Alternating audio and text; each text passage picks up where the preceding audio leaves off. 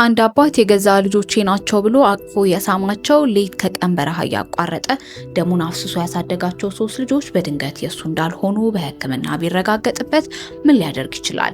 የከባድ መኪና አሽከርካሪው አቶ ሲሳይ ያሳልፈው ልብ የሚሰብር ግን ደግሞ የሰው ልጅን የትዕግስት ጥግ የሚያሳይ አስደንጋጭ እውነተኛ ታሪክ ይኸው ነው።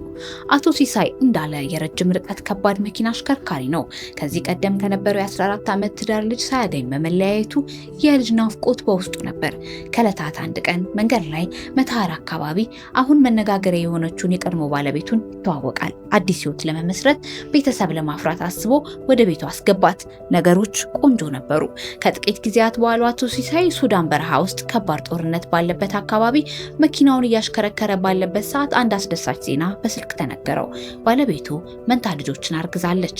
ያኔ በረሃ ውስጥ ከጓደኞቹ ጋር በደስታ ድግስ ደገሰ። የተወለዱት ልጆችም ለሱ አምኖ እንደ አይኑ ብሌን እየሳመና እየተንከባከበ ማሳደግ ጀመረ። በህይወቱ ላጣው ነገር ሁሉ ካሳ እንደሆኑለት። ነገር ግን ቀስ በቀስ ቤቱ ውስጥ ሰላም መጥፋት ጀመረ። እሱ ስራ መጥቶ ሲመለስ ባለቤቱ ያለሱ እና በተደጋጋሚ ቤት ትቀየር ነበር። ይህ ሁሉ ሆኖ ግን ለልጆቹ ሲል ሁሉንም ችሎ ማለፍን መረጠ። ከቀናት አንድ ቀን ግን አቶ ሲሳይ ፈጽሞ ያልጠበቀው ልብ ሰባሪ ቃል ገና 25 ዓመት ህፃን ከሆኑት መንታ ልጆቹ አንደበት ሰማ። አባዬ፣ እኛ ሌላ አባት እንዲኖረን አንፈልግም። አንተ ነህ አባታችን። ግን አንድ ሰው እየመጣ እኔ ነኝ አባታችሁ እያለ ይረብሸናል አሉት። ይህን ሲሰማ አቶ ሲሳይ በድንጋጤ ራሱን ስቶ ጋራዥ ውስጥ ወደቀ። በአፍንጫው ደም እስኪፈስ ድረስ ክፉኛም ታመመ። ሆኖም ግን ቤተሰቡን ላለመበተን ሲል ዝምታውን መረጠ። ከጊዜ በኋላ 3ኛ ልጅ ተወለደ። በዚህኛው ልጅ ጊዜ ሌላ ወንድ ቤተሰቦቹን ይዞ መምጣት ልጁ የኔ ነው በማለት በግልጽ መናገር ጀመረ። አቶ ሲሳይም ይህንንም አይቶ አሁንም በትዕግስት ራሱን አገለለ። ነገሩ በዚህ ያላበቃም። ባለቤቱ የባንክ አካውንቱን አስመርምራ የልጅ ማሳደጊያ ወይም ቀለብ እንዲጨምር ክስ መሰረተችበት።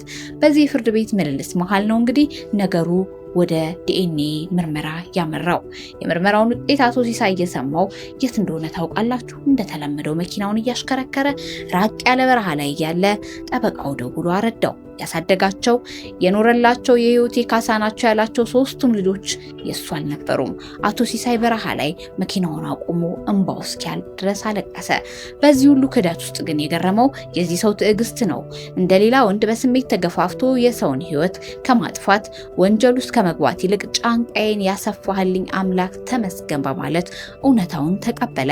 በረሃ ላይ ሆኖ ያንን የቲክቶክ ቪዲዮ በመቅረጽ ናና ልጆችንና ባለቤትን ተረከብ በማለት መልእክቱን አስተላለፈ።